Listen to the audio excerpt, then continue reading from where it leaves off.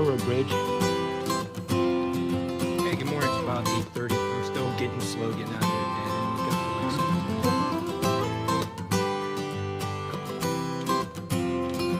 Hey, good morning. It's about 8:30. I'm still getting slow getting out here, Dad. I didn't wake up till like 7:30. Or I should say I didn't crawl out of from underneath the quilt until 7:30. I just wanted to show you the cabin. I slept on the porch last night. There's a pavilion up there. Sometimes they let people sleep in, or they let you camp in the yard right here. So I've got to go out to this road and head uphill for a big climb, and then it's all downhill into Rawlsbirg.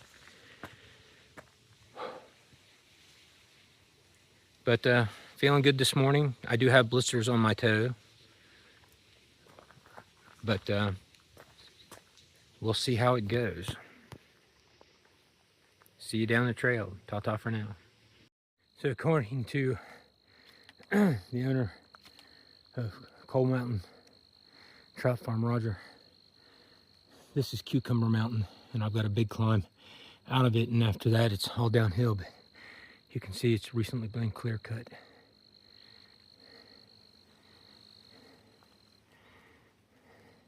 So I've made it to the top of Cucumber Mountain, or at least as far out's concerned, I made it to the top. But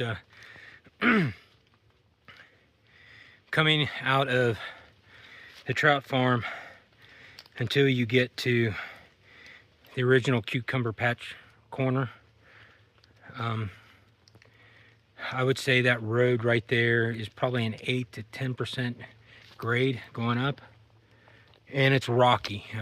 It's a really, you've got to watch every step you take. Once you get past the cucumber corner, the road, the incline's not so bad, but there's still some, you're still going up. But it took me 45 minutes to make that climb. Lacking energy this morning. You can see how foggy it is behind me still.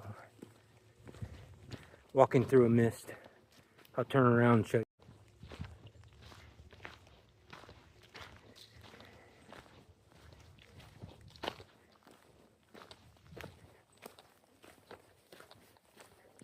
And the road's gotten a lot better just in the last 25 yards.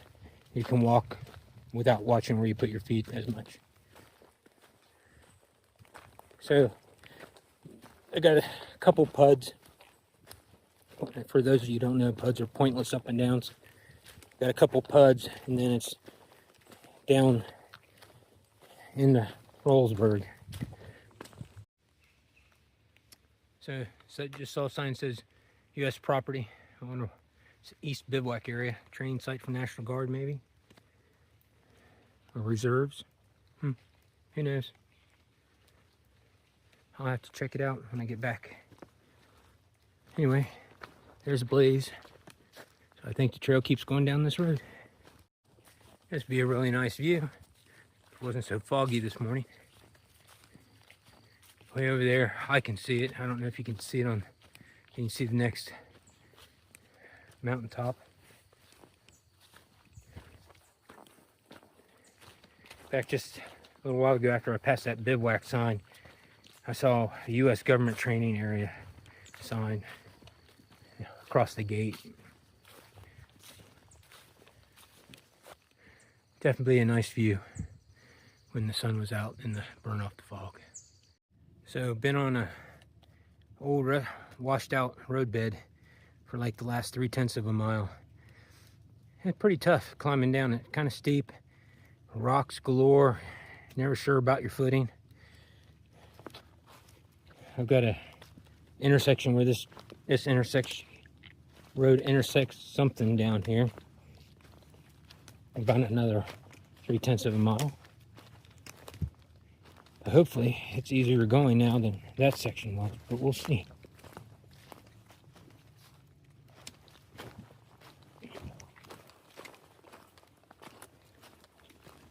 Looks like it might be, but I've said stuff like that before. So we'll see at the bottom.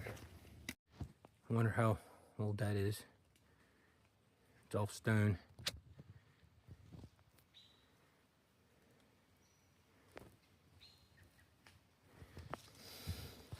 On a side note, I just had the bushwhack past the blowdown. But another interesting thing, my thermometer says it's 55 degrees, but 98% humidity. Even though I'm hiking downhill, I'm still sweating like a madman. So, I'm sure in Georgia there'll be, and even in January, 55 degree days, but it won't be as humid. But definitely gives me some thoughts about what I should be wearing during the day hiking, as opposed to, cold weather gear that I have in case I need it too. And how I can make do with some things for both. But I've been hiking in a quick dry long sleeve button-up shirt, and for the most part on these hiking days, even though it hasn't gotten above 67, I've been hiking with all my buttons open, my sleeves rolled up, just to keep cool and not sweat as much. And that's been an impossible task. See you on down the trail here.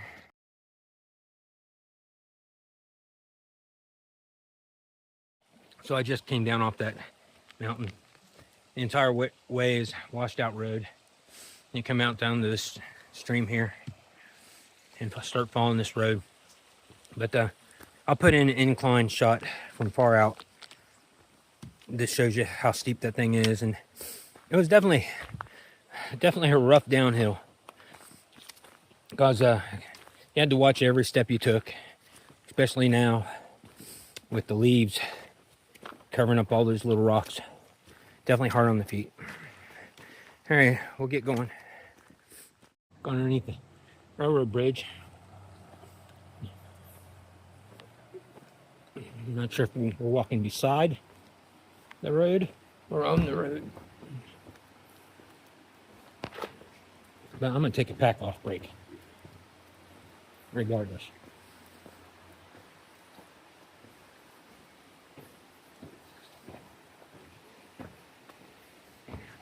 I think we're walking on the road.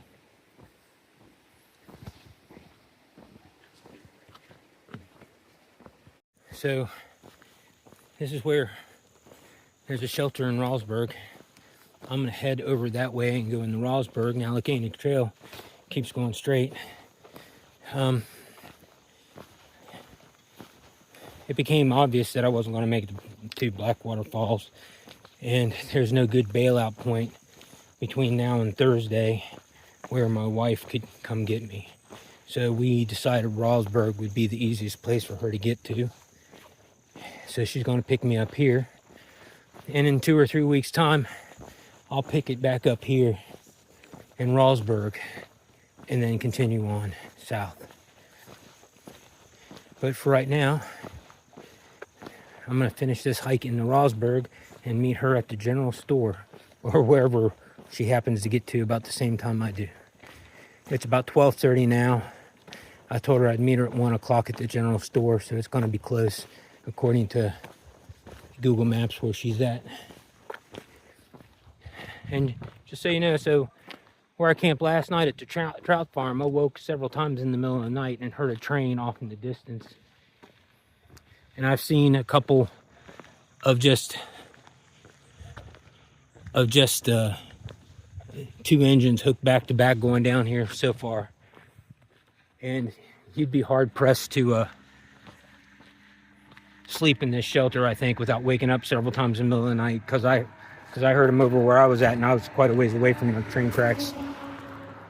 Anyway, I'll see you in Rawlsbirg, or if I see the shelter, I'll show you the shelter. Otherwise, I'll see you in Rawlsbirg. So there's the shelter through the trees. It's off to the right side of the bridge.